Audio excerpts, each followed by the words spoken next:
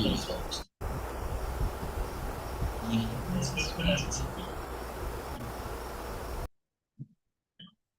yeah. Some people been on board that. No, not me, right? Yeah. No, that's the last. Better, but now my hand is like. It's like a tendon's wrong. So we're ready, Stu, we're ready when you are. We're rolling.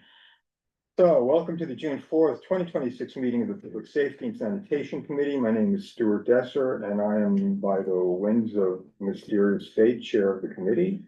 Tonight we're joined by committee community coordinator Brian Lafferty. This meeting is called to order at 6:32. Committee members joining remotely must be sure their cameras is on and their name displayed throughout the meeting. If you're not on the board and you wish to speak, please raise your hand either in person or in Zoom, and we'll do our best to recognize you at the appropriate time. Does anyone want to volunteer to take minutes tonight? I'll do it, but I owe you one. I don't want to owe you. Oh, you owe me. I owe you. Oh, okay, then good. All right, suggestion. And we will now take attendance by roll call. Thanks, Stu. Committee members, when I call your name, please indicate that you're present. Stu Desser. I'm here. Thank you. Justin Goldberg. Present. Thank you. Gloria Hayden. Present. Rupal Kakad. Present. Thank you. Sandra Leptoff cannot be with us this evening, and Kevin O'Keefe cannot be with us this evening, and Seligman. Here. Thank you. With 5 or 7 members present, we have a quorum. Thank you. The agenda for tonight's meeting was distributed earlier and is on the screen before you. And once it actually is on the screen before you, without objection, we'll adopt the agenda, but we'll let it go up first.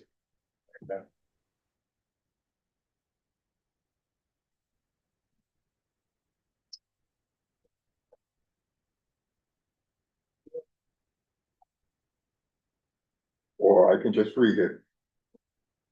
No. Very good. That is super long. Without objection, the agenda will be adopted. Hearing no objections, the agenda is adopted. The minutes from the May 7th, 2026 meeting were distributed earlier. Without objection, we'll adopt the minutes as drafted. Seeing no objection, the minutes are adopted. Committee members know the rules. Without objection, we'll suspend the rule requiring that committee members be recognized before speaking. The agenda tonight starts with consideration of public safety and crime prevention in the district. I see that Officer Israel Sanchez, the crime prevention officer with the 13th precinct, is with us. And also, we're honored to see Lieutenant Rice. Lieutenant Rice from the 13th precinct, who among other things, supervises the quality of life team, correct? Very good. Thank you. So, although CB6 also includes the 17th precinct, and I do hope to have a forum in the future on public safety, with them. The concerns of late were triggered by a violent incident in Stuytown, and Stuytown tenants have been active in bringing policing to the fore. So we asked NYPD to share with us or to emphasize crime prevention advice. I've also asked, and I don't know if you brought any answers, but we'd be interested in guidance on how to act once you believe that a physical assault is imminent. After this, we'll also discuss a resolution proposed and drafted by the Stuytown Tenants Association. Because that resolution involves staffing and operations at NYPD, and particularly the 13th precinct, I'll ask our NYPD guests to stay with us for that. And with that, Officer Sanchez, you have the floor.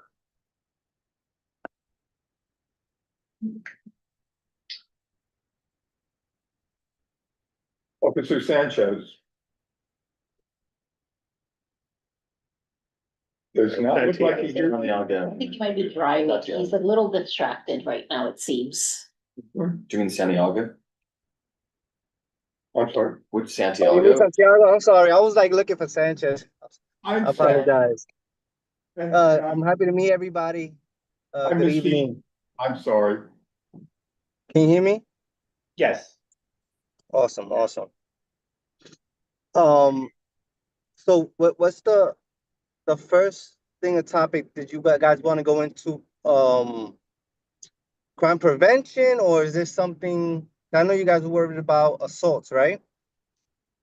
Let's start with crime prevention, and then if you can move on and tell us how a person should respond if they believe that a physical assault is imminent. But let's first talk about prevention. Okay. So everything is on a base by base, so it depends on your situation.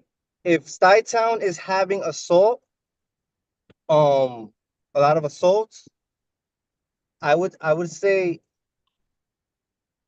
give me 1 second. Let's we try again. I feel like it's distracting. Yeah. Unsafe. I Let's don't see, know if I'm talking right now. Officer, are you driving? I'm gonna pull over.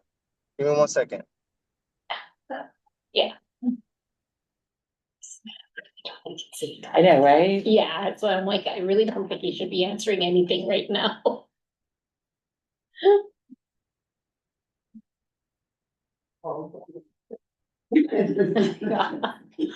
Any of us was doing this on the road, we would absolutely be pulled over by the NYPD. Okay. Well, I mean, he's not without I'm a on, doubt. I pulled over. I'm sorry, I was looking for a Pulling over himself. safe place to pull over.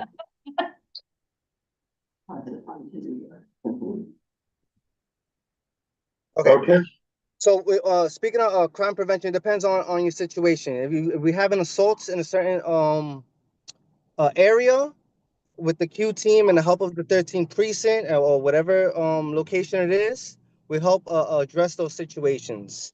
I know, like in Stuytown, we had one incident, which was the rape incident. Um, but usually for like Stuytown, we have more, I want to say, elderly incidents as far as like accidents, like traffic accidents. A lot of elderly from Stuytown are getting hit by cars and bicyclists more than anything else.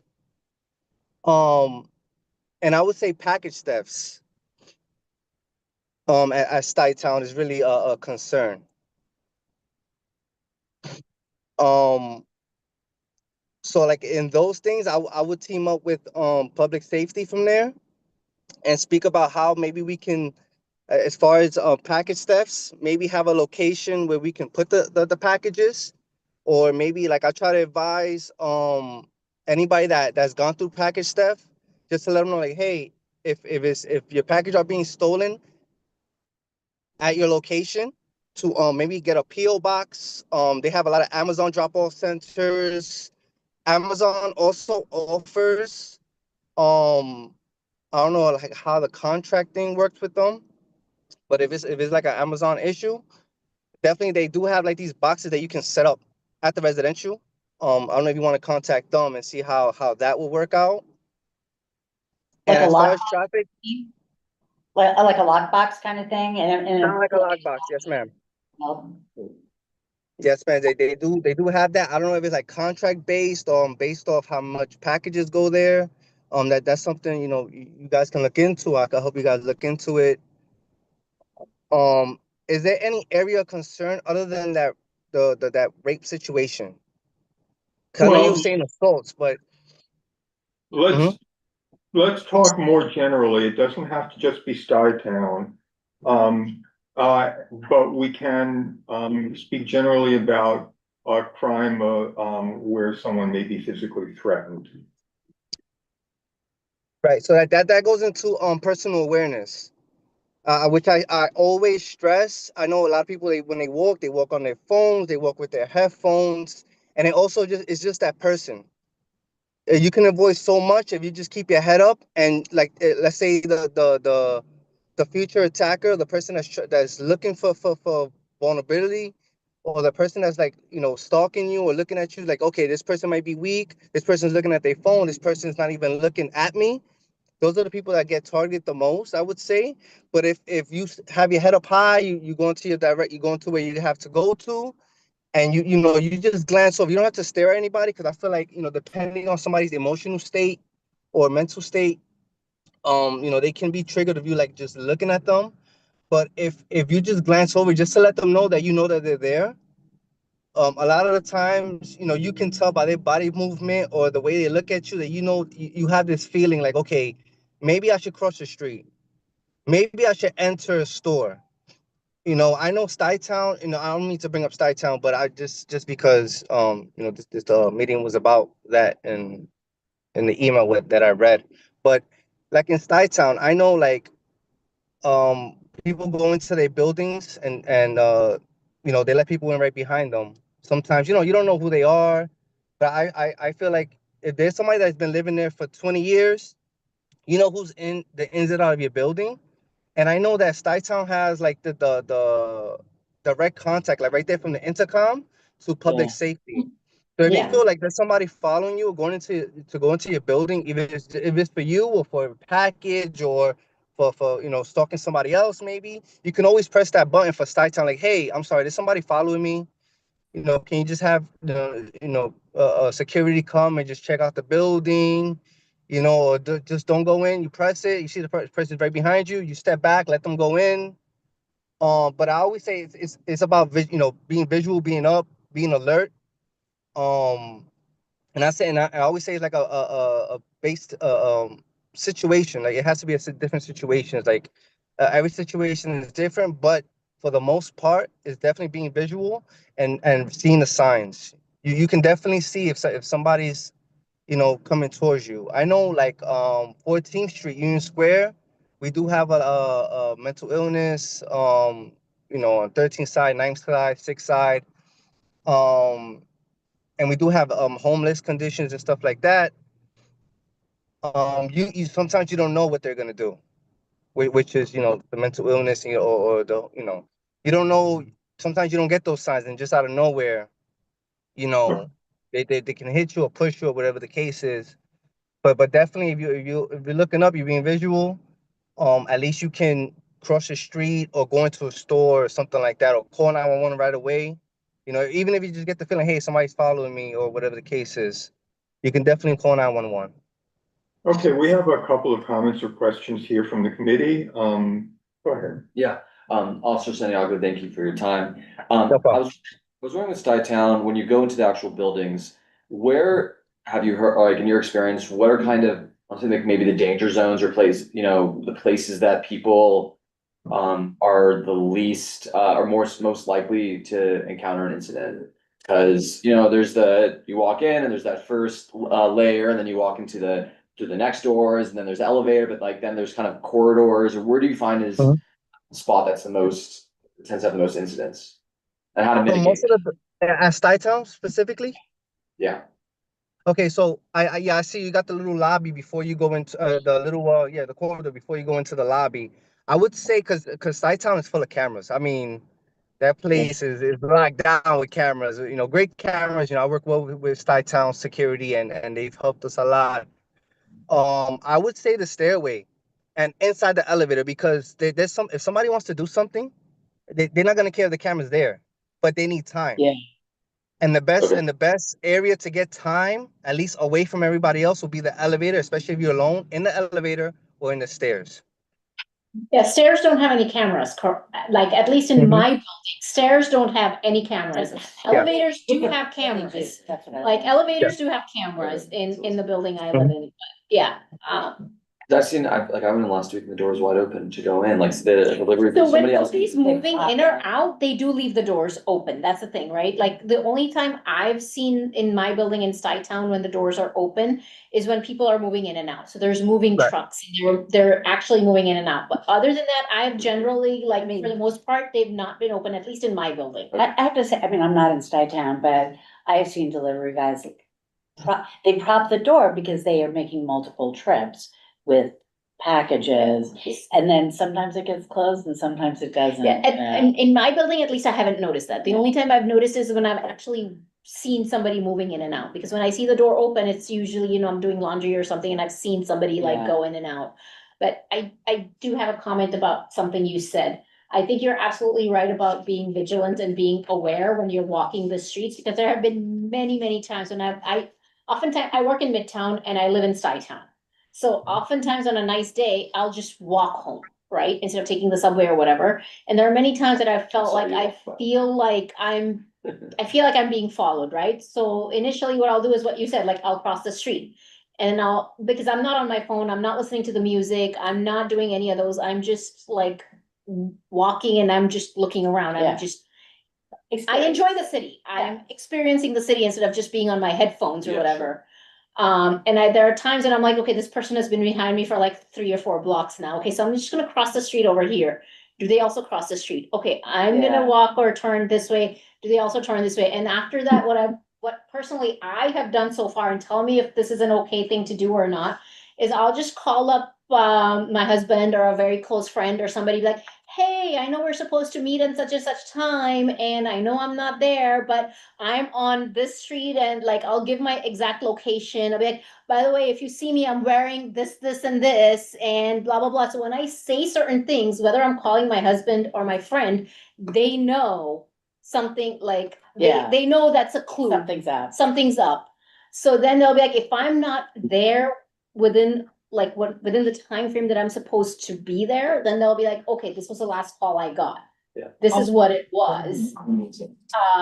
And by the way, I speak loudly and clearly so that whoever I feel or think is following me Can hear is you too. hearing me. Yeah. They can very clearly hear me. And then every single time I have done this, the person has just like within a few seconds, just like I don't see them around me anymore. Yeah. And I'm more likely to step into a store. I mean, that's the other thing if that didn't work, I would step into a store and then probably call 911 or cops or something like I would that. just But look. so far, this step has worked for me, and I don't know if that is the right thing to do, if that is, like, I wanna get your opinion on that. So I would definitely no, that's great stuff. I will go like if I can go with a recommendation, I will go into a store. I wouldn't let it get to crossing the street, crossing the street, crossing the street. This person's following you 3 blocks. This person's following you 3 blocks. You know, if you want to do that one cross the street, go into to a location, peek your head out. If you see the person is stopped there and waiting for you, definitely call. Okay. All right. Definitely call 911, and I would say call 911. Okay, that's. And I would add if you This do, is what I've been doing. I would add if you do think that there is somebody following you, don't, maybe not walk directly home, like Santiago said, walk into a store. Don't, walk to a more populated area, especially if it's later at night. You want to stay somewhere that's lit up. You want to stay on the main roads. You don't, even if it takes you a few more minutes to get to where you're going, get to your house, you want to stay on the path where there's going to be as many people as possible, that's lit up, that there's places that are open that you can step into if you feel you need to, and then also you'll be able to, just as you're walking, be aware of where you are. Should you have to call 911, you know exactly where you are. You can tell them, and get a quick response over there. And to be perfectly honest, this hasn't happened a whole lot of times. I've been living in New York City about 15 years, and this has probably happened like maybe 3 or 4 times tops. Feels very predatory when it happens. In that moment, it does, yeah. And then I have to do you remind think- myself, I'm living in a city of 8.889 million people, so And do you think you can maybe find another, like if you feel like that way, it's been 4 or 5 times already that way, going that way home, maybe is there another way you can possibly walk through? Maybe the areas that are much more brighter, much more livelier, much more people. I know the cities are everywhere is people, but I never take the exact same route. I just follow whenever I get the walk signal. From Midtown to Skytown, if I get a walk signal, I'll take that walk signal. Like I just kind of work my way east. okay. Yeah. So it's never the exact same street. It's never, And it's not the same people. It's not like it's not even the same people. It's not even the same person. Yeah. Okay, Rupa will be giving the rest of this lecture later. But right now, I also note on the crime statistics that grand larceny is the plurality of crime pretty much throughout the city. What can you talk to us about preventing grand larceny? I believe more than $1,000 worth of value. Is that right? Yeah, it's Grand over larceny, yeah. $1,000, or it could be credit cards. The type of item that is taken could classify it also as grand larceny. Um, we see a lot of retail theft in the 13th precinct, but and that takes up a good portion of our grand larcenies. The other ones would mostly be unattended property, I would say, and Officer Santiago, correct me if I'm wrong. People leaving, especially e-bikes, which have a high value. They step off and they go into a store real quick. Maybe don't lock it up, leave it unattended. Somebody can jump on it, drive away real quick. Package thefts, leaving your pocketbook over your chair when you're having dinner. Somebody can just reach in and grab your purse and grab your wallet and with your credit cards in there. And very quickly, before you even realize that it's being taken, they've gone and racked up, sometimes hundreds of thousands of dollars worth of purchases. So it really, everything kind of just always goes back to the situational awareness, being aware of your surroundings, you know, um, keeping an eye on your valuables, not leaving them unattended. Especially we were talking about people, piggybacking into the buildings earlier. Um, you know, you don't want to be rude, and a lot of people, feel, oh well, somebody's coming, I should hold the door for them. But I think everybody has to realize, in New York City, you have to be a little rude to protect yourself, right? You can't be expected to know everybody in your building. Um, you know, Hopefully people wouldn't get offended if you said, well, there's been a lot of thefts in here. I don't want to, everybody's got to swipe themselves in. And just not to even just assume just because somebody has a vest on or an Amazon vest that they are legitimate delivery workers, because we have seen criminals using that. They wear an Amazon vest that they've gotten somewhere, or a reflective vest. People think they're just delivering food, and they're really just scoping out, trying to steal packages from locations. So let's do a little blame the victim here. People go to outdoor restaurants or, sit at tables outdoors. They leave their wallets or their handbags available. Is this a common sort of theft? You see that regularly? Is this Yes. some, is this something where restaurants should be putting signs up, or they don't want to do that? I mean, what kind of crime prevention outreach is being performed in order to try to reduce that sort of incident?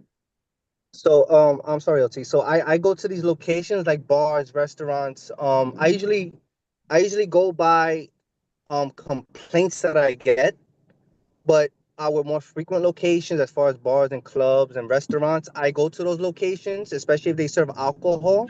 Because I've always realized when somebody comes in saying, "Oh, somebody stole my stuff. I lost my stuff. I left it here. It's gone now." Usually, it starts with, I was out drinking with my friends, and I put my bag on my seat. I went to the bathroom, came back, and my wallet was gone or my phone was gone. Um, so I do go to these locations. I do hand out nightlife flyers. I do speak to the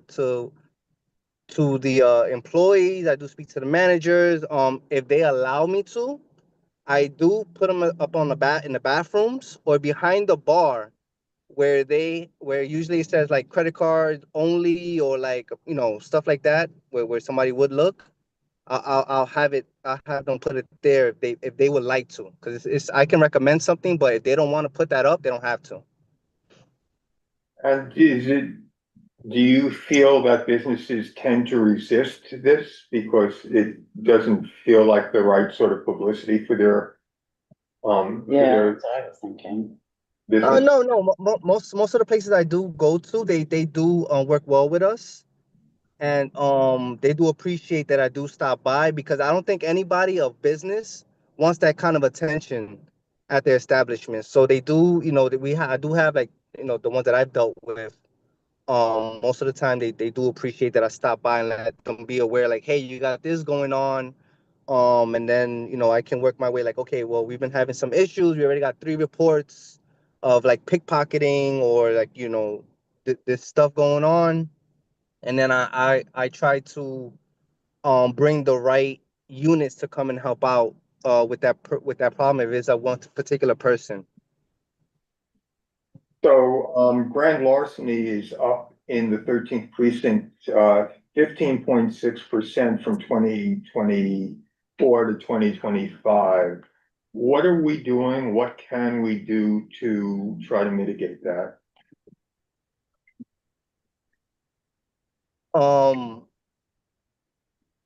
I mean, as far as like Town or just in general, definitely like it goes back to the awareness.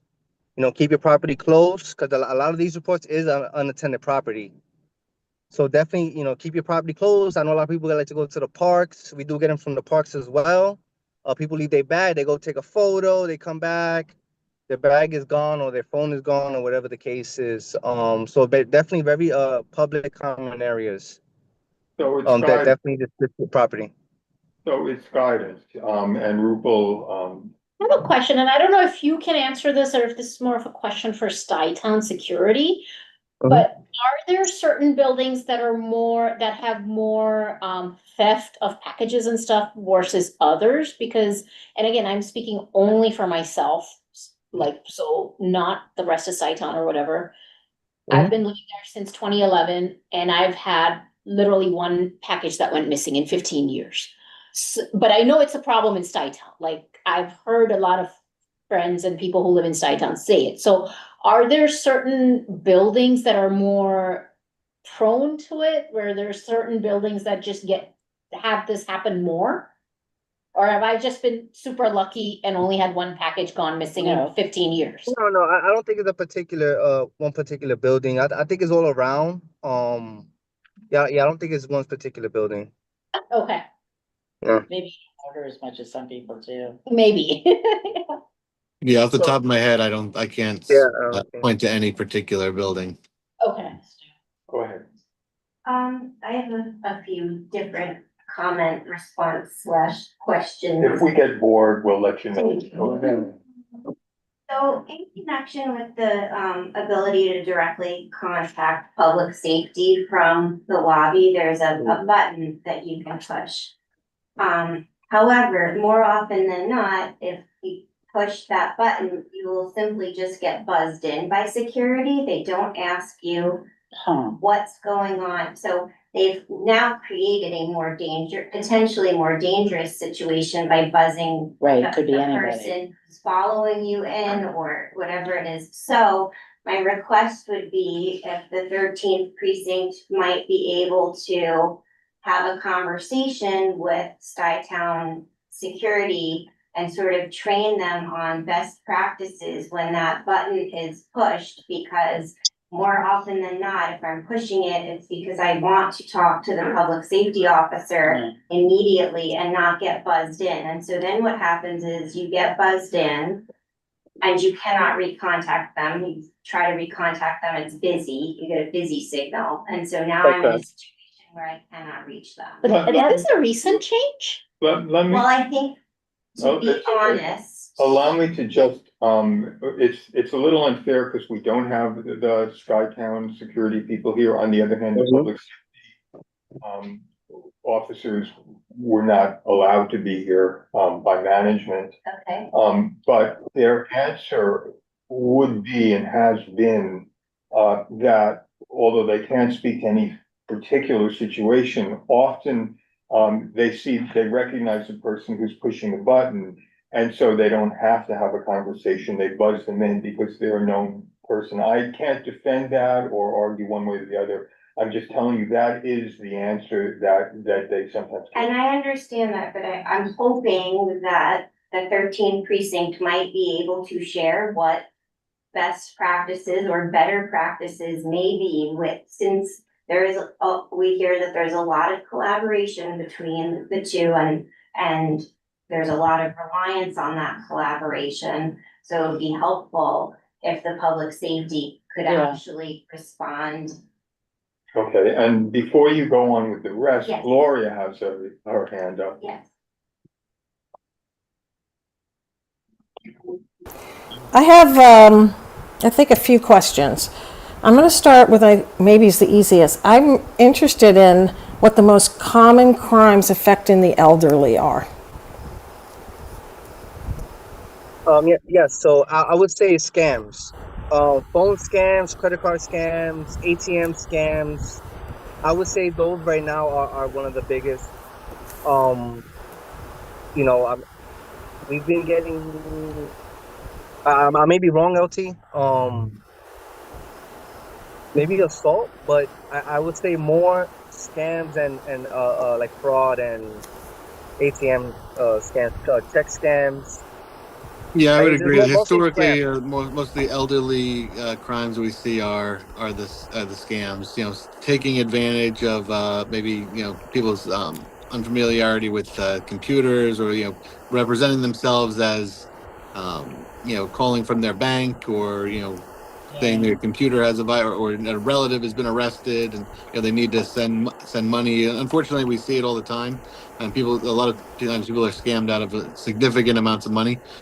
We have had a few, high profile across the city, not just in the 13th, but some unprovoked elderly attacks, assaults, which obviously that goes into the, it's all tied into the mental illness, problems, and a lot of people, on the streets. And the best way to protect yourself, again, is kind of the same thing as we talked about before. Staying in crowded areas, being aware of your surroundings, giving yourself space as much as you can. But yeah, the Is scams are there definitely. a crime, do you have a cyber crime special unit? Not in our precinct, no. But there is like a cybercrime kind of unit that deals with particular um scam crimes and stuff like that. Maybe on a much higher level than like credit cards, but we definitely do have a I don't know if it's a cybercrime or like financial Financial crime crime. maybe. Yeah, so Yeah. we have a every precinct has a detective squad that does all the investigations. So most of those complaints that we would have would be investigated by our detective squad. If it's a large, maybe a large sum of money, or it's part of a pattern they've identified, it's a common, um, MO, and they feel like it's one maybe group targeting, several people. Certain specialized units would take over, like our grand larceny squad, our financial crime squad. We have very specialized squads, but a lot of times they help out. Um, you know the precinct detective squad does most of the investigations in the precinct. And do you do events, presentations to help the elderly understand what they should do? Yeah, so I do scan presentations, lectures. I know something that Mr. Dexter was talking about earlier with the assaults. We do have a unit that do help out with like self-defense. So we do have a unit that does self-defense that does tie together with my presentation or lecture. But yes, I do come out to senior centers and schools and wherever is needed or requested to give out lectures. Yeah, these crimes that are cyber crimes are extremely sophisticated. Yeah. Like the smartest people in the room could potentially fall for it. I mean, they are just so smart, and they're using fakes, deep fakes of voice of who someone is, of which I would really want legislation on fast. So then the mental illness thing. Sorry, guys, the mental illness issue I think is huge right now. Do you think it's worse than it's been? Like maybe over the last few years, or is it that you're seeing the same stuff? Um, I don't know. I, I can't say if it's gotten worse, or but I think it's just that we're obviously hearing about everything more. Um, a lot of the time, one of the biggest quality of life complaints that we have in the 13th precinct is the homeless encampments. And that's about 42% of all our 311 calls in the 13th precinct, the homeless encampments. We know homeless encampments, a lot of times the root causes are either mental illness or substance abuse. Um, we, we Department of Homeless Services is now the lead agency on these encampments, and they're really trying to do more continued outreach, going out multiple days in a row, developing relationships with the Good. clients, as they refer to them, and trying to get them to accept services and get off the street. Obviously that's still kind of a Yeah. newer program, so it's going to take some time, to see if it has the desired results. Under the last administration, we would put up notices and we give them some time, but they'd go out, DHS would go out one time and, they'd clean it up and the person, the encampment would reappear, Yeah. across the street. Now the new program, it's kind of similar, but they're going out 7 days in a row when they Oh, good. identified a location, posting notices and going out 7 days in a row and offering, services to the same people and hoping that they're going to accept them. So we'll see if Wonderful. hopefully it'll have the desired results. But obviously, as the responsibility for that shifted from PD to DHS, they have to get everything up and running. They're not doing as many the cleanings as we're getting done toward the end of last year.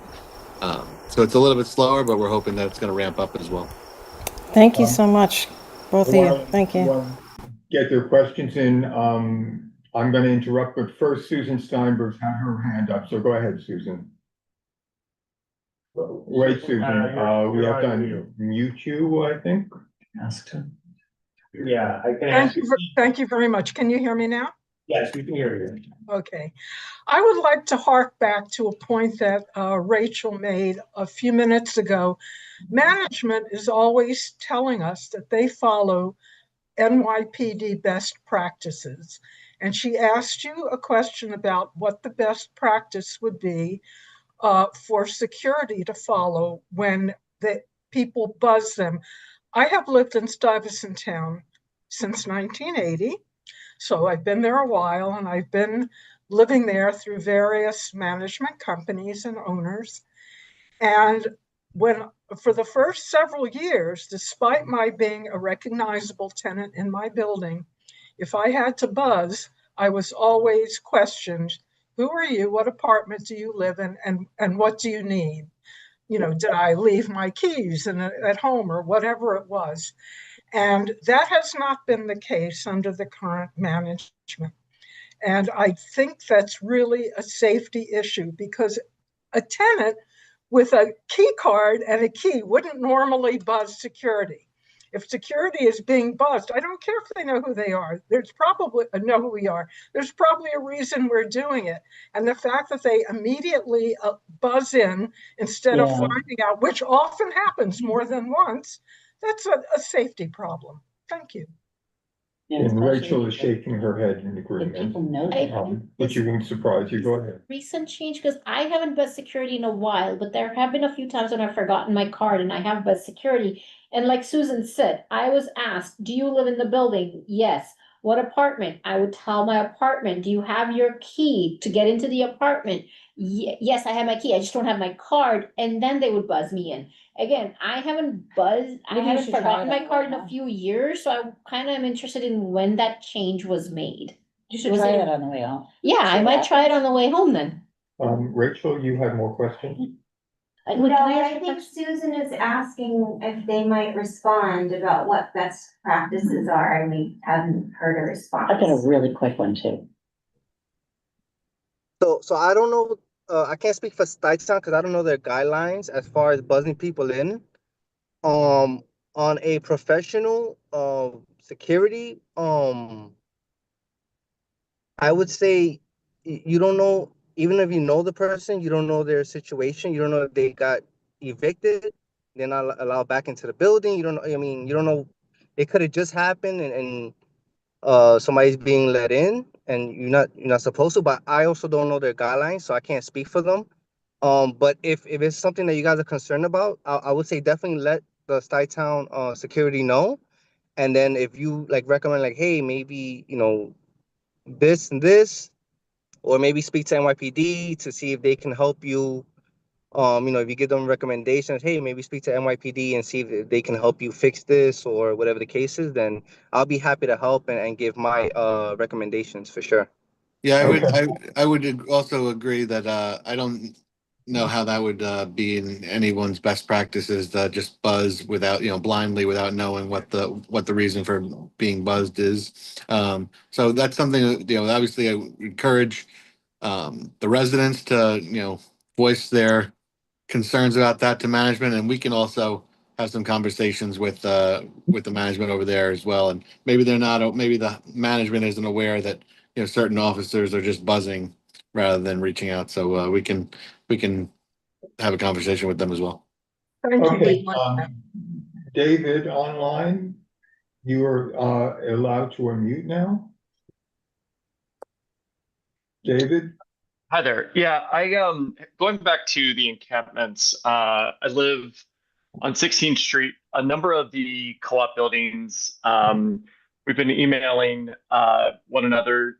The encampments on Irving and 16th have increased quite a bit. And over the last couple of weeks, there's been a lot more drug use with needles on the grounds. And I am joining tonight just to express concern and also ask if there's anything we should be doing as residents, because we continually call and submit 311.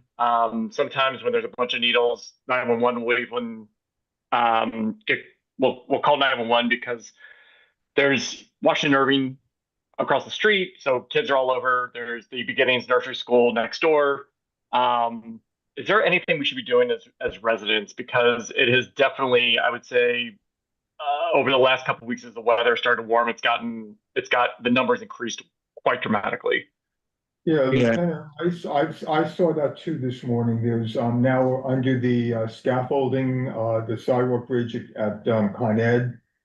You see an encampment as well. Yeah, and actually they did a cleaning there last week, I believe, that at the Con Ed facility, 14th, closer to Irving, and it was cleaned, and they, came right back, which we obviously have seen, at several different locations. Yeah, as I said, encampments are the biggest quality of life concern. It's, it is frustrating, frustrating for, residents and frustrating for the officers alike, because, a lot of times for us, it feels like our hands are tied a little bit as well. Our policy with encampments is if we get a 311 for an encampment, we respond to the location. We determine if there is an encampment or is it not an encampment. If there is an encampment, we take a photo of it. We upload a form. It goes to our headquarters. They coordinate with DHS. DHS is again as the lead agency. They are now doing the coordination of the cleanups. They'll schedule, they'll prioritize locations, and they'll let us know, okay, this location is going to be scheduled next week, and they'll get us and Department of Health and Mental Hygiene, Department of Sanitation, any other city agencies that they think are necessary for that cleanup.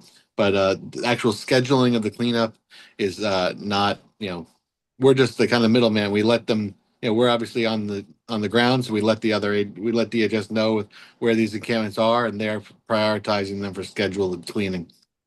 As residents, I would recommend, especially if you see that it's, if there are needles around, especially close to a school, and if it's safe, if there's, take a picture of it. You can upload the picture with the 311s.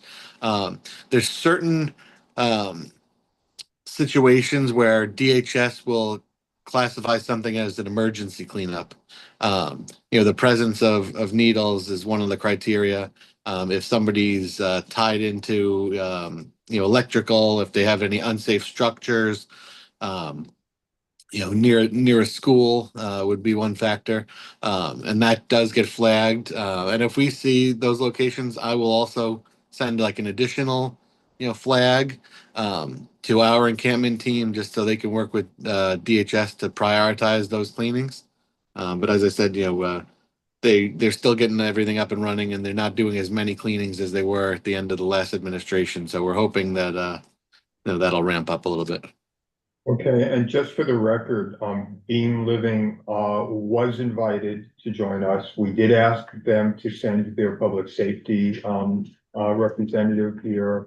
and they declined. So I don't think you're surprised by that. Stu, can I ask I'm gonna a let the question? two of you fight it out, if you both want to speak, and I hear you're related.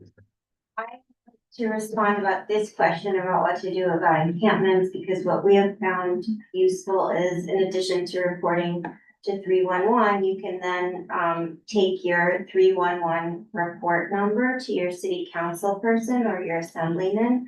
And if you send those numbers, they can help track it, and we've seen better results when we follow up with our electeds. Stu, can I ask a super quick question? I'm sure.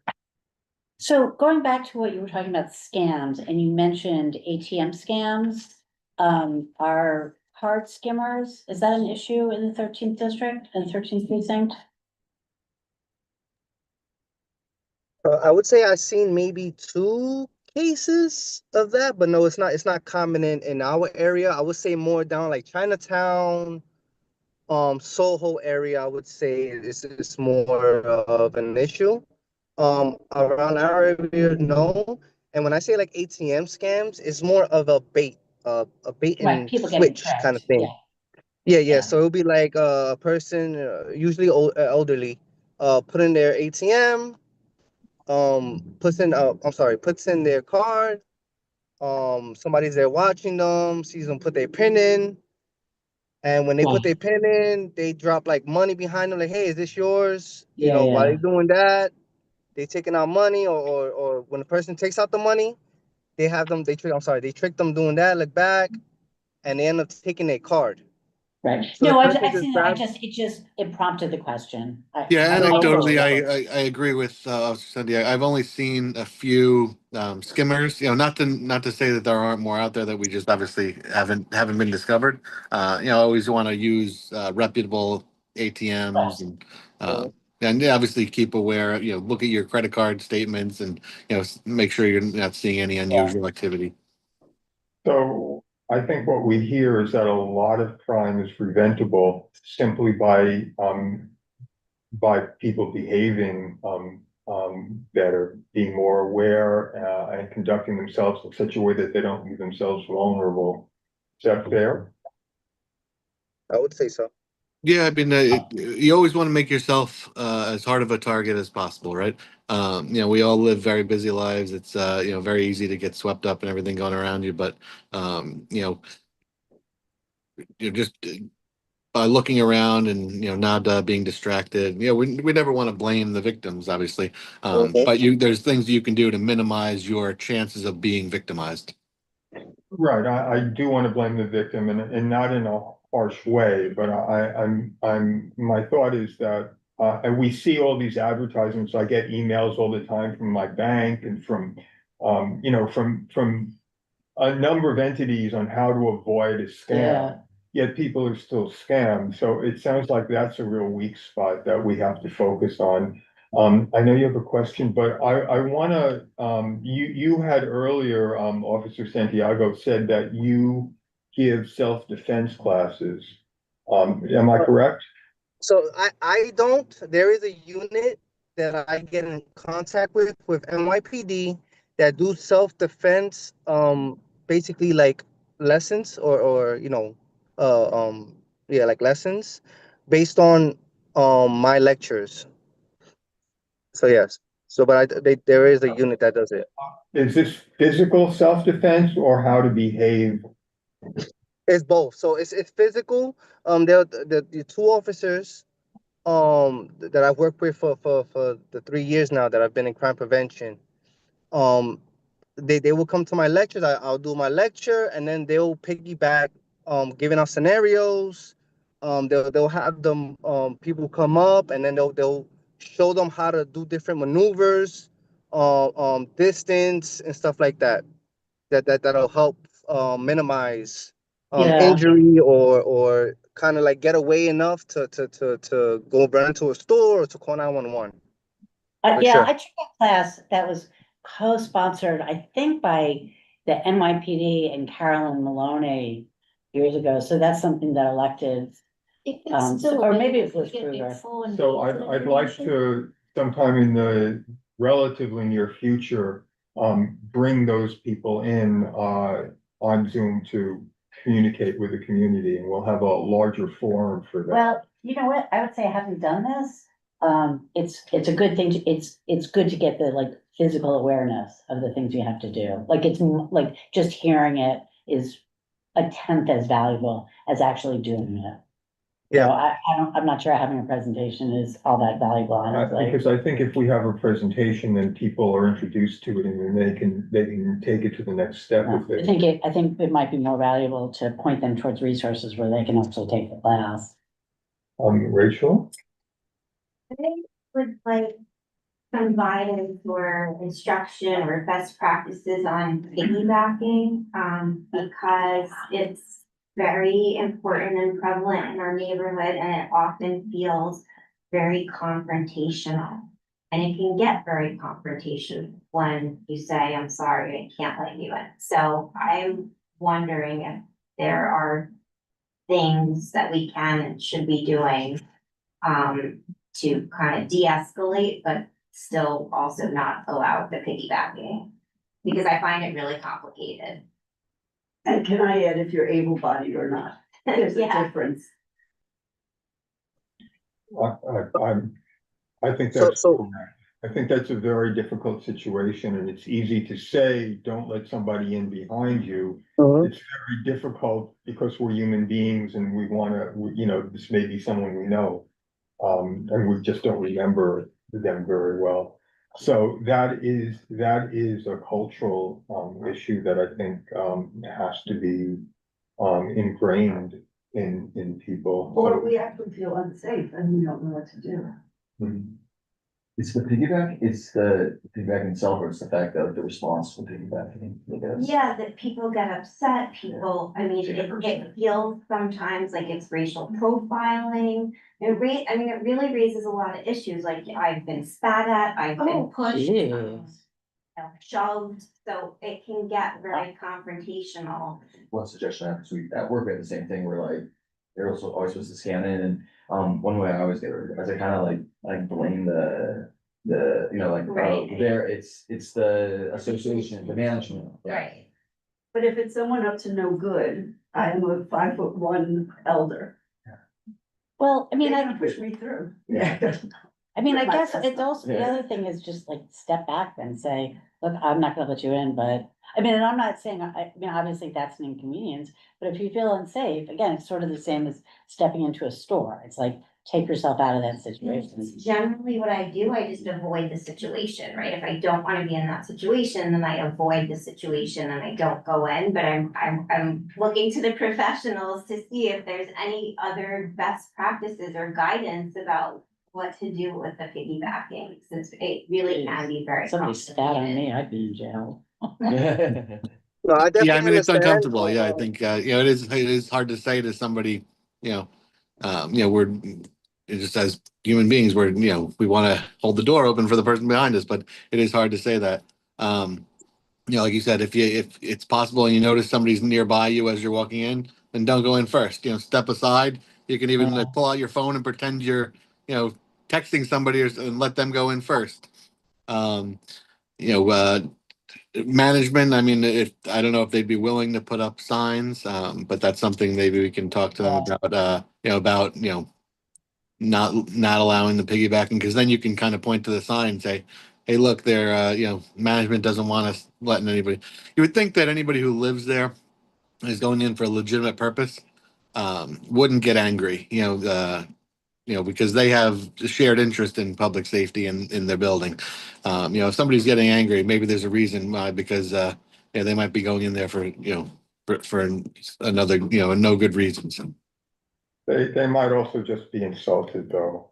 Yeah, no, I understand. It is just, it's an uncomfortable situation to be in, which is why, criminals take advantage of that. But yeah, I mean, maybe that is something that management, if they would be willing to put signs up, because then you can point to that. Then maybe. Yeah. Thank you. Okay, I'd like to move forward. The Stuytown tenants have proposed a resolution Brian, I think we've all read it, but if you would mind putting it on the screen so we have it there for the record and just scroll through it. I don't believe that that the officers have seen it. But it basically, asks for more officers, at the 13th precinct. I have comments, but I will open it to the committee first. Does anyone have anything they want to say about it? Hold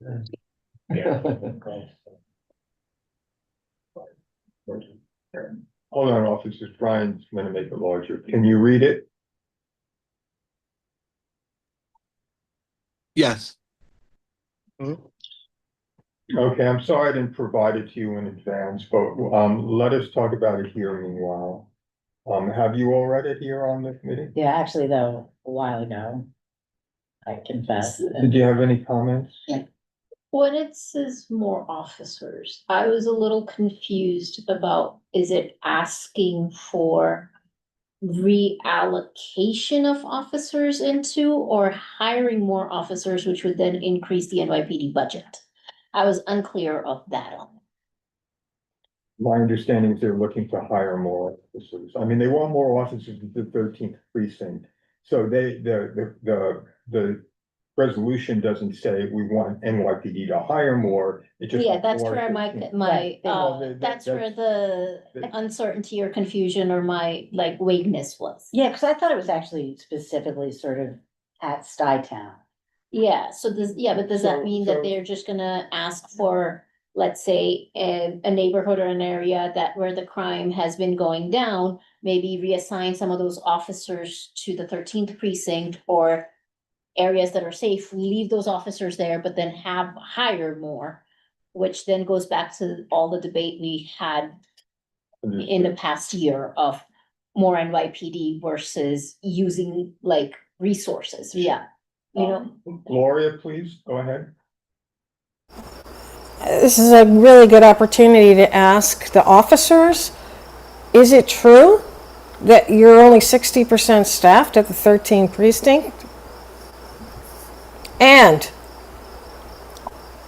how do you feel about getting more staff? Lieutenant Rice, are you with us still? Yeah, I wouldn't say that the 60% staff. I know that at some point last year, I think we were down at one head count. I didn't around 40%, but I'm not sure what the actual percentage is right now. So we did get some officers from the last couple classes. You know, the number definitely fluctuates. So I can't say exactly what our head count is down right now from our high point. We'd obviously always love more officers, but as I was explaining to Stuart the other day, yeah, the allocation of officers is done by down at police headquarters. We have a management analysis and planning unit that kind of does crime analysis and figures out how many officers we have, how many officers each precinct's going to receive. When we have a graduating class, where they're going to be deployed based on maybe summer violence zones or time of year and what they're seeing, what conditions they're seeing in different locations. So just like every other precinct, no precinct would say they would not like more officers. We would always like more officers. But it's just I guess the exact how it would play out in practical, in real life. I'm not sure. That's above my pay grade over here. That would be like us saying we don't want more money. Yeah. And which I of course don't. So let's get some facts clarified here. First of all, Stuytown comprises about 1/3 of the 13th precinct, both in geographic area and in the number of residents. My understanding, though, is that the frequency of crimes within Stuytown is much less, it's much lower than in the rest of the 13th precinct. Is that correct? Stuytown is one of our, I would say, one of our safest areas, yeah. Oh, and that's obviously, you know, does go to the fact that, you know, they do have their, you know, their own public safety officers as well. You know, I know that a lot of people have, you know, have expressed concerns over them, but, you know, having them out there is a valuable asset for us, is what for, you know, for crime suppression purposes. Um, Yeah, And I know we had, you know, obviously a very high profile crime, but I would like to say that, you know, Stuytown remains a safe place to live.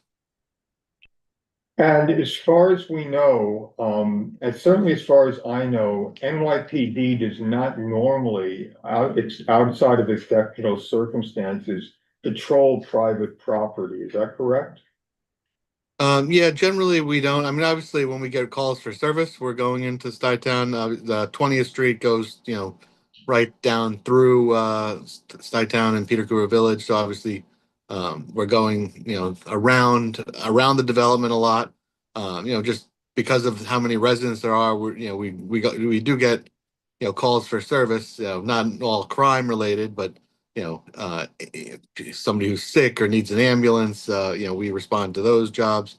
Um, so, I mean, we are on the development fairly frequently. Um, but, you know, as you said, it is private property as well, which is why they have their own security. And so the reso infers at least, implies at least, or I infer from it, that if the number of officers in the 13th precinct were doubled, then there would be officers patrolling within Stuytown. And I don't believe that's correct. I don't Yeah. believe Yeah, that. that's, No, Yeah. they do patrol within Stuyvesant town. They Wow. drive through. And when they have staff and cars, they do so more frequently, and they have expressed that to us. Are there foot patrols in Stuytown? Is that what you were talking about, foot No patrols? cars. They do But- drive cars. But it sounds like they're saying their It's cars not- are coming, It's not because. of not in call. response to a call. They drive through the but property. that's not what they just said. Can ask them again. We, because we they will did- drive, we will drive on property. You know, it could be, you know, response to calls, could be, you know, turning around or, you know, cutting through or, you know, we do go on property and, you know, it is private property, but you know, no, Stuytown doesn't discourage us from coming on. You know, nobody's telling us to come, to not come onto property. So, But it's not part of your sort of usual patrol route. Like if you're just kind of cruising to see what's going on in the area, not responding to a call, is it an area that you go to? generally I'd probably say no. You know, the periphery, obviously, FDR and 14th Street, 20th Street, 23rd Street, the main, you know, arteries to, you know, to go, you know, east and west and north and south. If you have more police officers, would you drive through more frequently?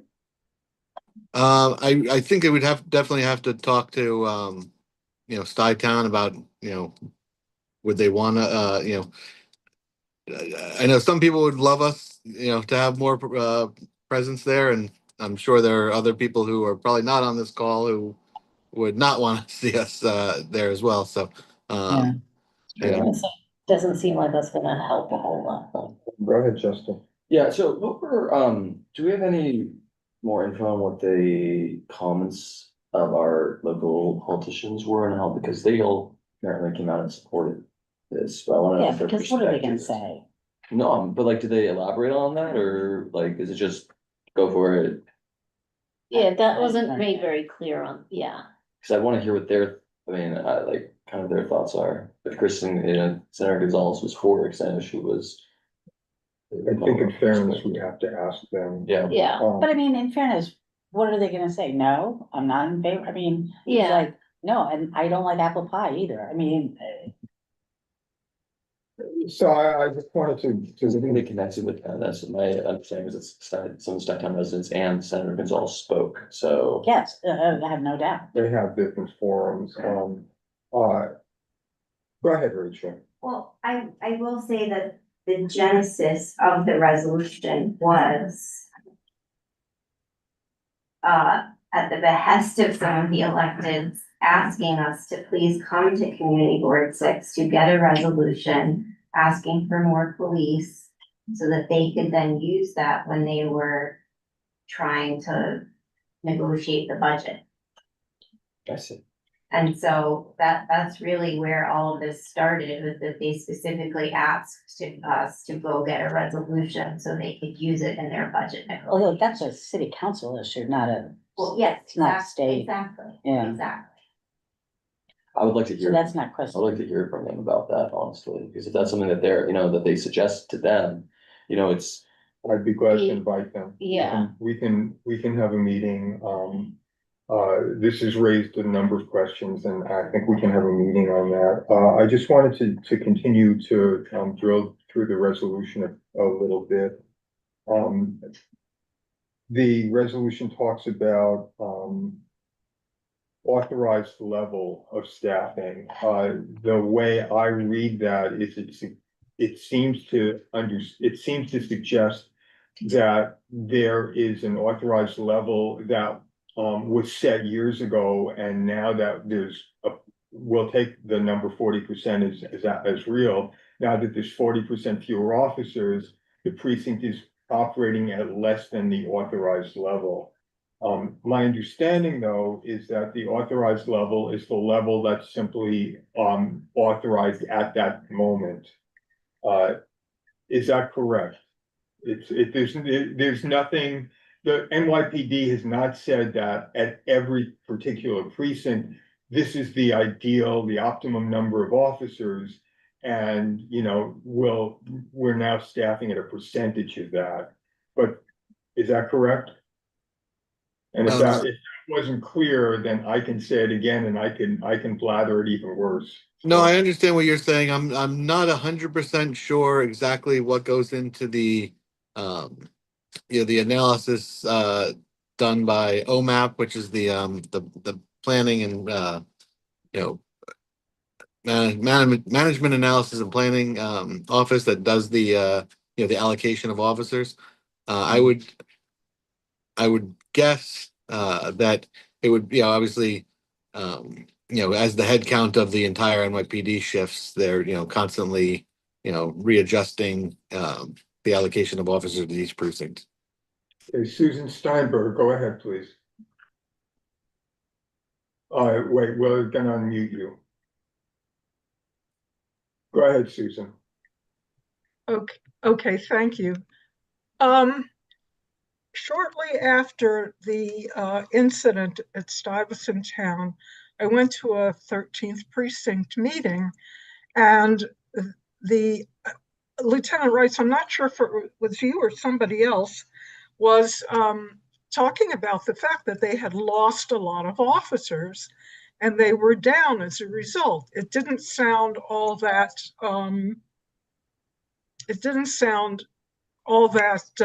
like, well, it's a flexible number kind of thing. And then ended up by saying, we'd love to have more officers.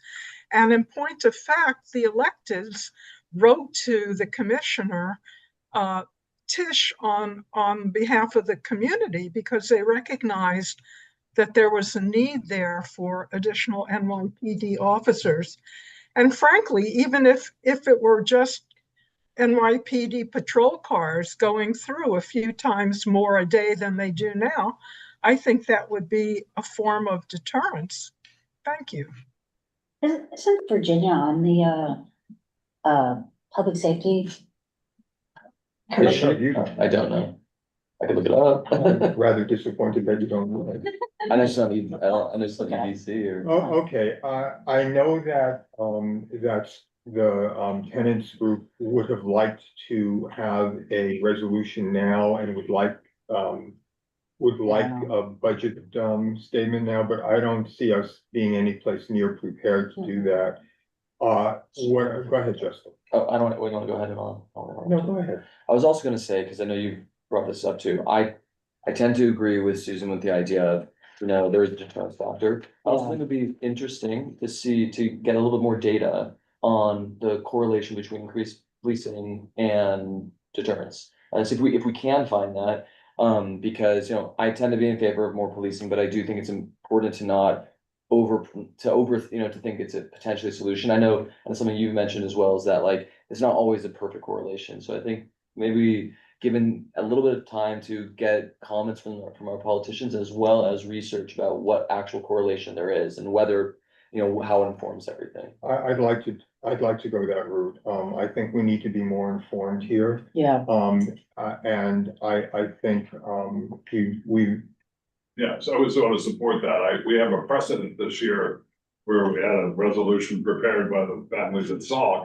And then it was handed to a member of the committee, and they worked with the families to produce the final resolution that got virtually unanimously approved by full board. So I think that's a really, Yeah. it's a really good process. I mean, I have to say, I'm uncomfortable. I mean, it just smacks a little bit too much of legislation written by lobbyists. Mm-hmm, You know, this one, yeah, Yeah. yeah, very much. No, it's fine. It's well attended, but you want to. And we want to support the community's concerns, but it's.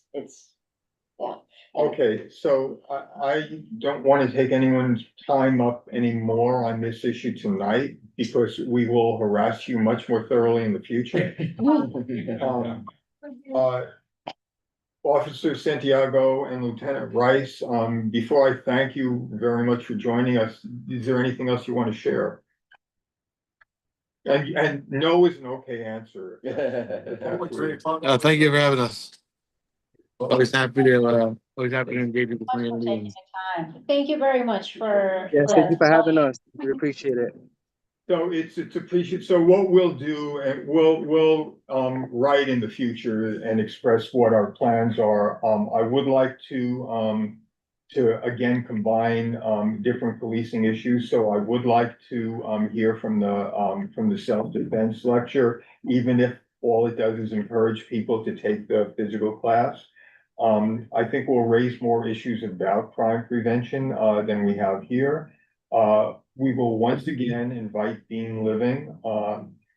My feelings are that the public safety department at Stuyvesant Town is actually pretty good.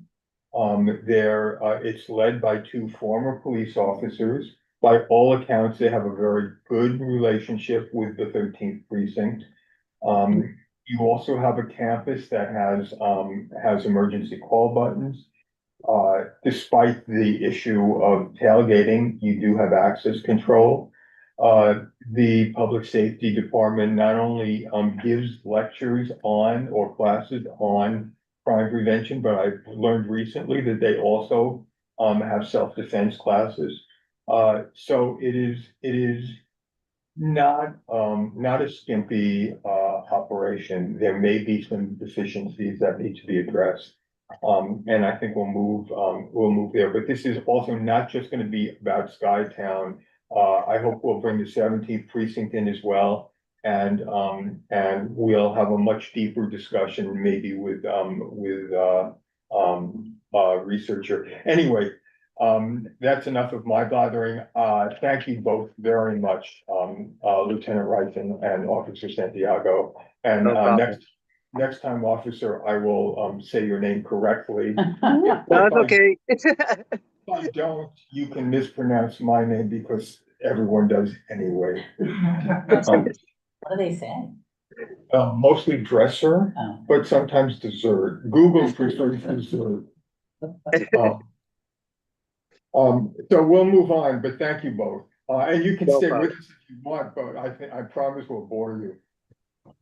Again, thank you for problem. having us. We You appreciate guys it. take care, okay? Be safe. Have a good Thank one. you, Bye.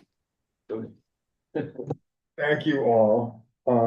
So we're going to move on to our old and new business.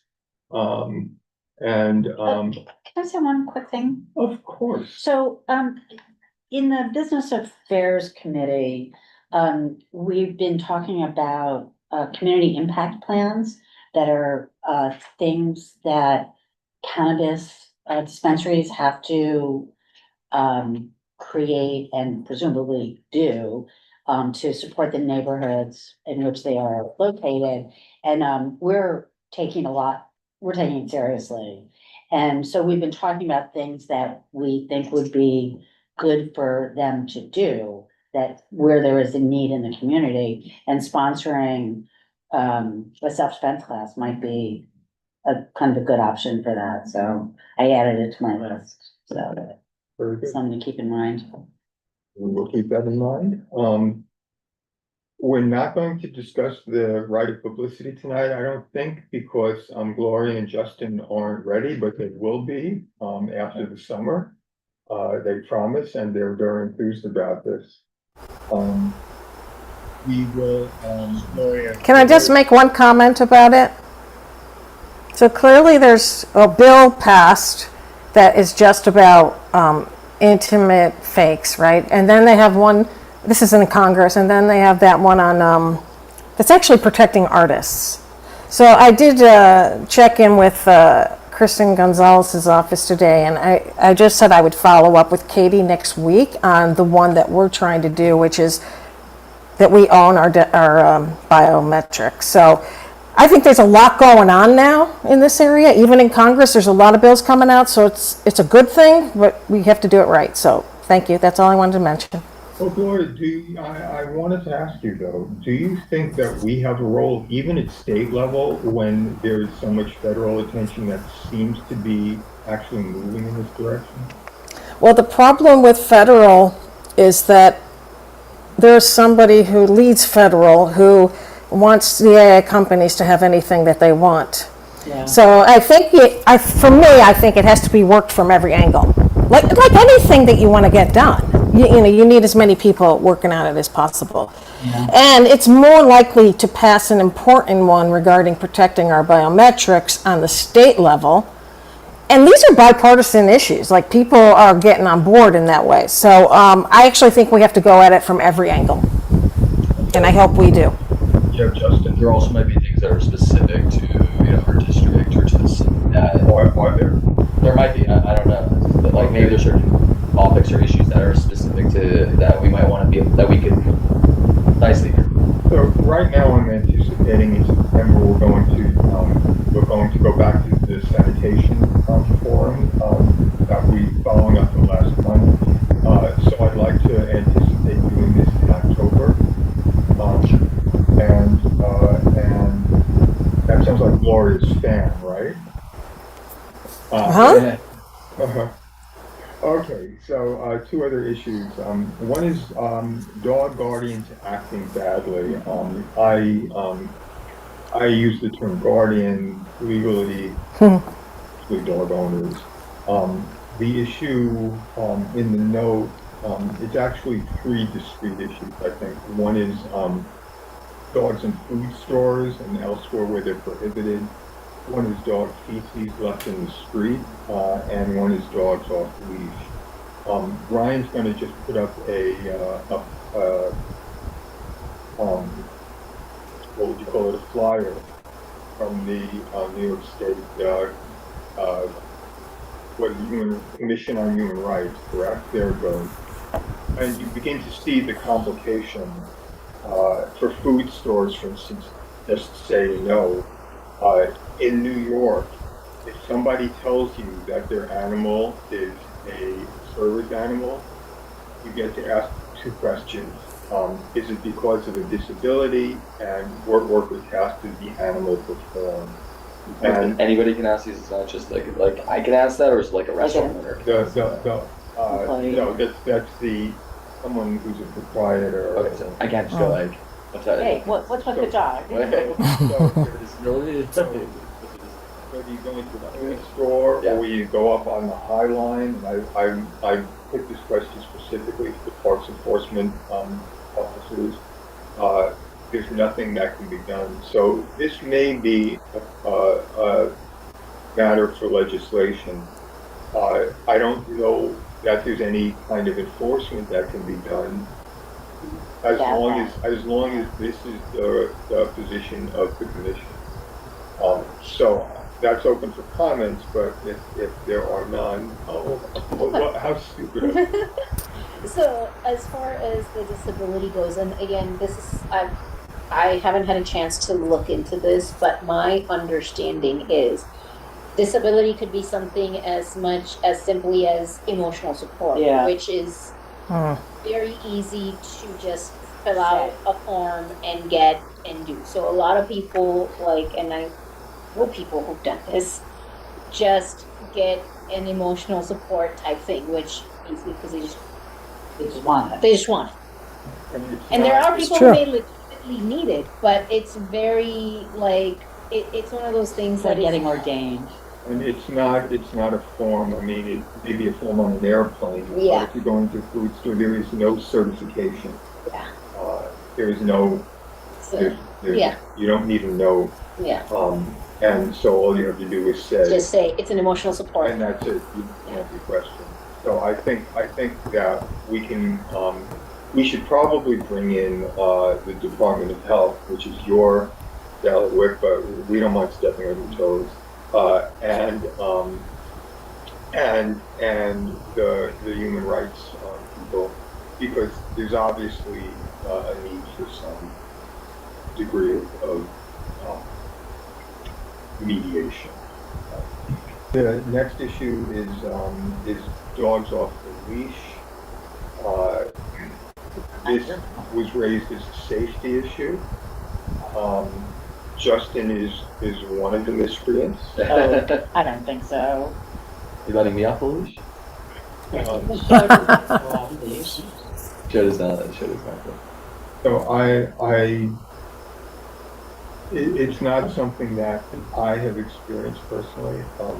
I don't know what the data is. It's rare that you see it, but it's jarring. I have seen, there's data on dog bites. The majority, I believe it's the majority, maybe the plurality, is by dogs that you know. Yeah. And it's mostly children. So I think we need also to talk to the Department of Health about, because they're the ones that track dog bites, because they're interested in rabies. But the bites can be on leash. I mean, the dog on leash. Like, Yeah, you can get in a fight with another dog. I'm raising that as a sort of sub-issue. Oh. And as I think I said last month, I know in Central Park at one point anyway, the Central Park precinct had an informal deal with dog owners that before, I think it was 7 o'clock, they could. I'm not sure that's informal. I think that was legit then. I mean, it's not, there wasn't rulemaking.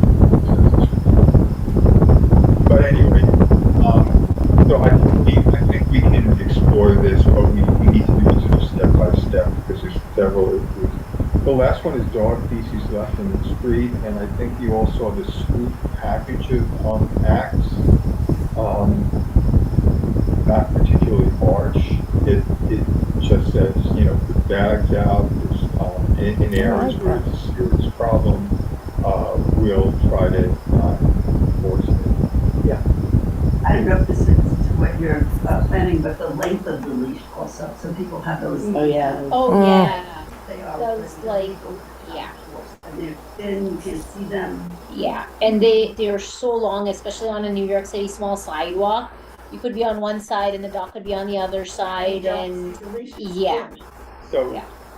Do you guys want to take these 3 issues up? How did this issue come? This was the one that it was emailed to us. That's how it came.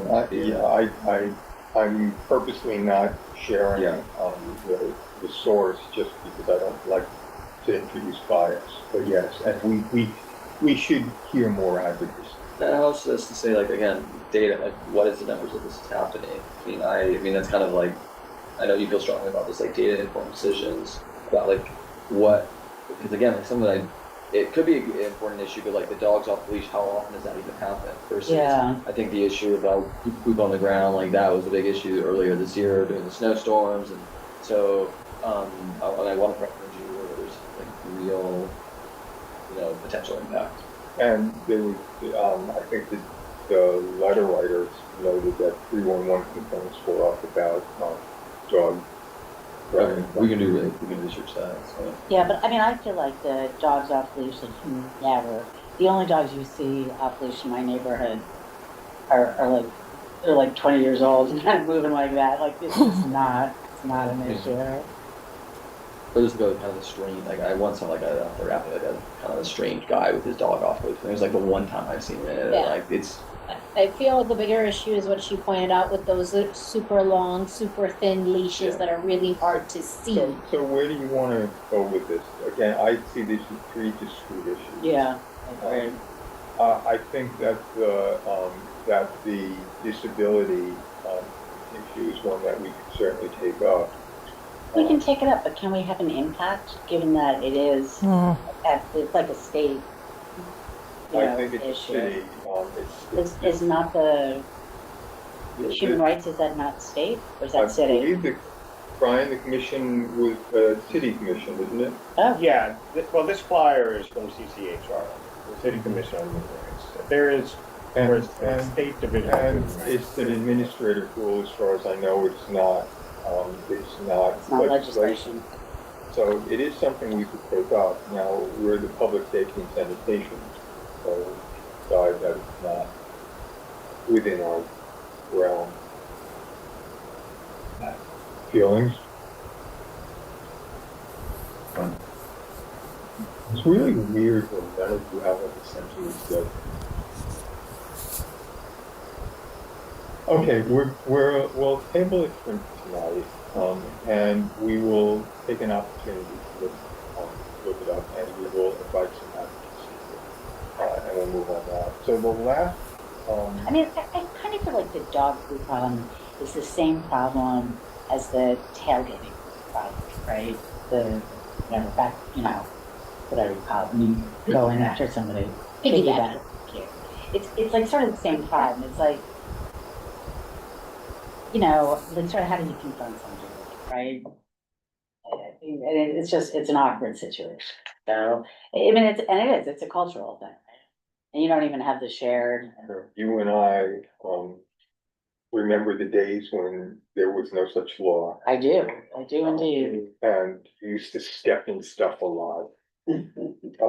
So let's move on to the district needs. I will not say that I'm not still confused about what we're supposed to submit. But apparently, Brian will explain that in addition to the regular district needs document and the budget request, there is a district needs for core infrastructure, city services and resiliency. And one specific section of that is sanitation services. So without my actually understanding why we're doing this, I have drafted this statement. These are my words alone. You don't have to appreciate any of them. It's just a starting point. I've lost my order. How do you feel about it?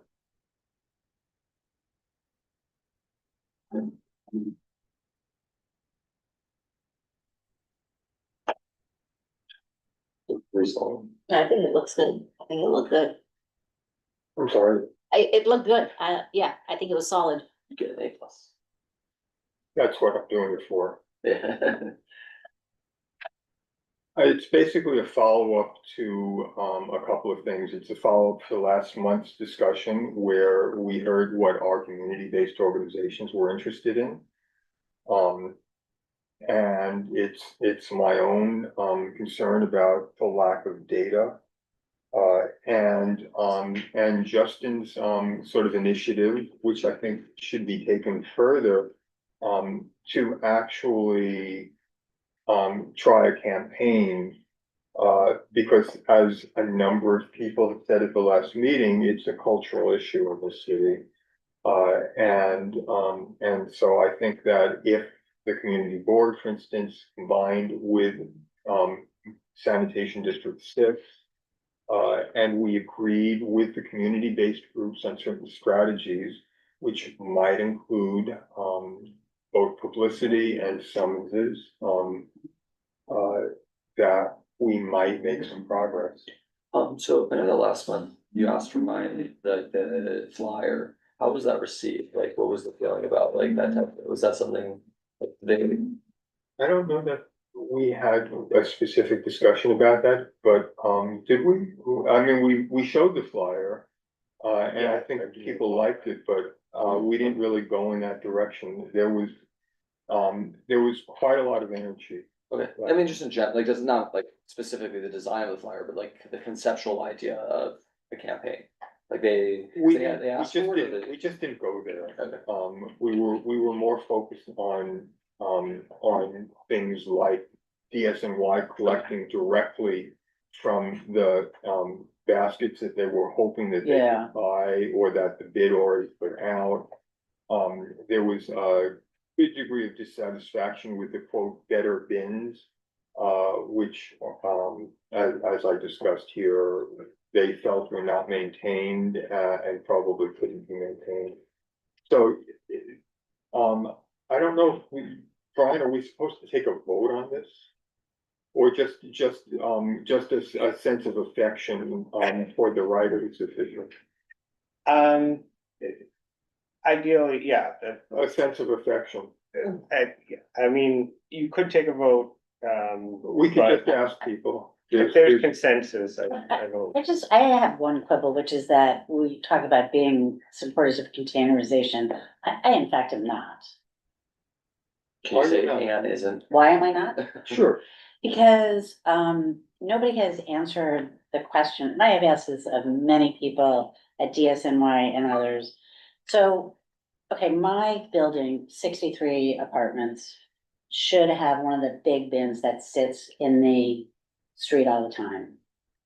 So either the big bins have drains in them so they can be cleaned out, or they do not. If they have drains, if it is bigger than this, a rat can get into it. And that means we're gonna still have the same problem, but they will be harder to clean. Or you could theoretically, you can hose them down, but you can't get under them and everything, because except when they're being My picked up. understanding is that they don't have any kind of Okay, drainage. so that means when the bags leak, as they do now, because bags leak, that's why if you go up and down my block, you see everybody hosing down the sidewalk. The garbage juice is just gonna collect in the bins. But the bins are closed, the bins The have. bins are closed, but the bins leak, and if there are No, the bins don't, that's the thing. No, that's what I'm saying, so if they don't leak, if there's no way, so that means there's no way to hose them out, so the garbage juice will collect. It's disgusting. And yes, and it will be there, instead of being there for a few The hours. question is, can they be cleaned out? Well, and the question, and plus, bags will be in there all the time as opposed to a few hours overnight. So, like I said, this is an issue. I have asked this, I asked it during Trash Academy, I have asked this every time I meet somebody from DSNY, and nobody has been able to give me a good answer. Yeah, the answer, you know what the answer everybody says is, look how well it's working in Harlem. Like, that's the answer. Okay, so we do need to raise that question in September. Yeah, and I mean, I'm not saying Oh, like. wait, you'll be here in September. Oh. You told me, didn't you say you would be here in September? Oh, yeah, I think that's right, because I think I have a wedding or something. I don't have my calendar, but yes, I did have a conflict. But that's, I mean, and I emailed you that. You did, and there was just no opportunity. Right, for no, I me to hear understand that, that. But Bloomfield is gonna ask that question. Will you could ask that for me? Sure. Okay,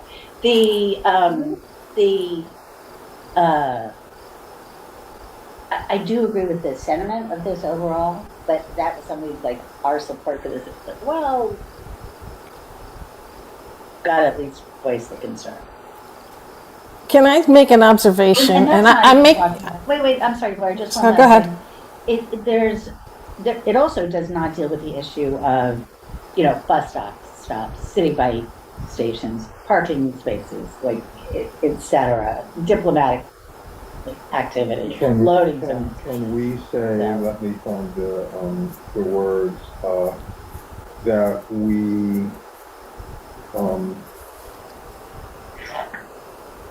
appreciate the concept of containerization in a systematic manner, we would like more. Brian? You would like more. Do you have Yeah, do you have an editable copy of that? So the words will be, we particularly applaud the concept of containerization.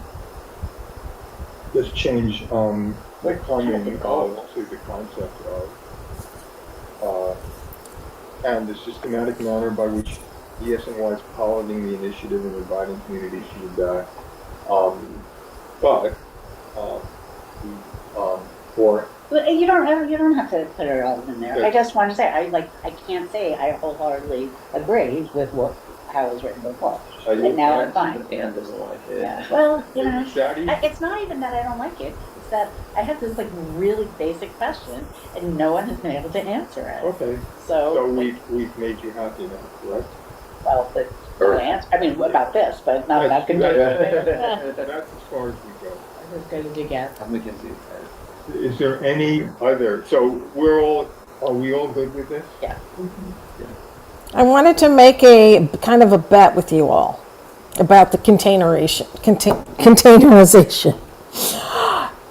Anywhere you go, even when there's gigantic garbage things that are closable and contained, people put more in it than they should, and it's open. It happens all the time. So it's going to be fascinating to me to see how this actually works, and I'd be interested to see if it works really. Yeah, I'm aware of that. And you do know that these new containers will actually be locked to keep people who don't live in those buildings or don't manage those buildings from depositing trash there. So if they leave it unlocked, not only might they be subject to summons, assuming that that DSNY enforces this, but they would also lose some of the capacity of that bin. But you will bring that to us in September when we reconvene. Sounds good. Is that good? Are you happy? Happy. Happy. Is there any other old or new business? Good question. What happened with Kevin's initiative that he wanted? Was there something with? Yes, Kevin, there was something specific with that park, with St. Bart's Park and the area that's enclosed and right. Maybe next time. If he doesn't show up, he doesn't get a voice. Rachel. Sponsor a NYPD self-defense class. Like I know you're talking about maybe inviting them to speak, or I'm just wondering if is there. You have ICAP does sponsor. They bring in a company. Yeah, I'm asking just for us, the guys down there, just saying for the broader. Oh, I thought Yeah, okay, because it sounds like you were gonna invite them to speak, and then there was some discussion about maybe like the physical. What I've heard is there's a lot of muscle memory that's involved with the self-defense techniques, and so it does actually help to like map that out. So I just didn't know if there's some way to, for the broader community, have an event where they actually come and there's a self-defense class offered by NYPD. John, is there a way we can sponsor something like that outside of the committee meeting? Kind of bigger. Well, like partnering with like another group or something, a nonprofit. I mean, or I'm something looking like at that, it, I'm or- just Googling, like NYC, there's like free women's self-defense classes, like some gyms offer them. I mean. Do we have an event or something, like a posted? The night out or something? Yeah, I was just thinking night out, yeah. Yeah. And that's something at a night out or, yeah. We'll leave that for You bring it up. John and Sandy. Actually, night out would That's- be a really good place because there's a lot of people there. Thank you so much. John, you talk about that. Except what we expect us doing. Can we have a motion to adjourn? Motion to adjourn. Second. And this meeting is adjourned at 2010. Thank you all. Thank you for joining us, Gloria. Bye. Enjoy your summer. Thanks, Laura, you too. Thank you. That was